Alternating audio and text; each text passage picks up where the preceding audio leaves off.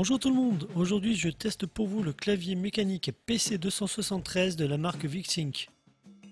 C'est un clavier mécanique de 105 touches anti-ghosting avec 9 modes d'éclairage et 2 modes de rétroéclairage en jeu. Les 105 touches sont gravées au laser et sont anti-décoloration. Son poids est de 957 grammes. Il est équipé d'un cordon USB d'environ 1,50 m qui est non tressé, mais assez épais. Sur la partie arrière, nous retrouvons 7 patins de contact en caoutchouc et 2 pieds de surélèvement articulés également équipés de patins en caoutchouc. Au premier contact, la frappe est plutôt rigide et précise.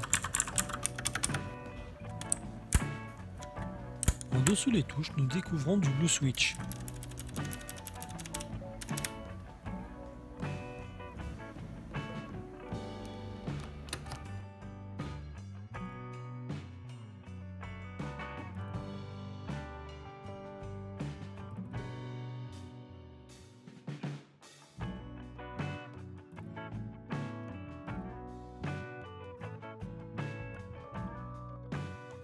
L'intensité d'éclairage se règle en appuyant sur la touche FN puis haut ou bas en fonction de l'intensité désirée.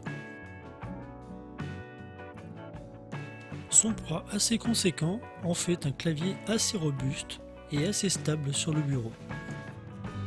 Le clavier bien à plat sans les pieds de surélèvement est assez difficile à bouger. Les patins sont efficaces. Sur le repose-poignet, nous retrouvons un effet nid d'abeille qui offre un grip assez correct. Il est aussi à l'épreuve de la transpiration. Le fabricant nous indique que les touches ont résisté à plus de 5 millions de frappes lors des tests.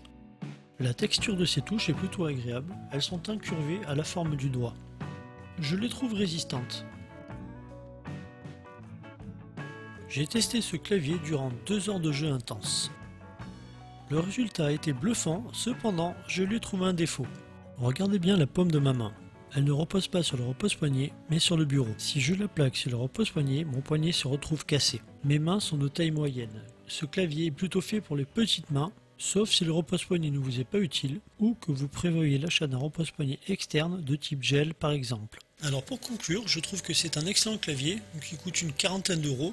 À ce prix-là, il remplit vraiment toutes les fonctions, donc il est assez agréable. J'aime bien son ergonomie. Les touches sont incurvées, donc le doigt est bien stable une fois posé dessus. Il est assez réactif, le son des clics est très agréable. Cependant, donc, le défaut que j'ai noté, c'est vraiment au niveau du repose-poignet. Donc moi, ayant des mains moyennes, je n'arrive pas à poser mon poignet dessus. Donc mon poignet repose sur le bureau. Donc en soi, ça dépend des goûts. Pour moi, bon, ce n'est pas spécialement gênant. Maintenant, c'est vrai que pour un clavier équipé d'un repose-poignet, c'est dommage de ne pas pouvoir s'en servir. Donc pour y remédier, on peut rajouter un repose-poignet externe de type gel. Bon, je trouve ça dommage d'acheter un clavier et puis un repose-poignet séparément, c'est sûr. Bon, maintenant pour 40 euros, il remplit vraiment bien ses fonctions. Donc niveau clavier, je le recommande. Maintenant, si vous avez 2 grandes mains, ce clavier n'est pas fait pour vous, sauf si vraiment vous pouvez vous passer du repose-poignet. Et si vous avez 2 petites mains, il est excellent. Je vous le recommande. Cette vidéo se termine. Si vous désirez soutenir la chaîne, abonnez-vous, likez, partagez. Merci.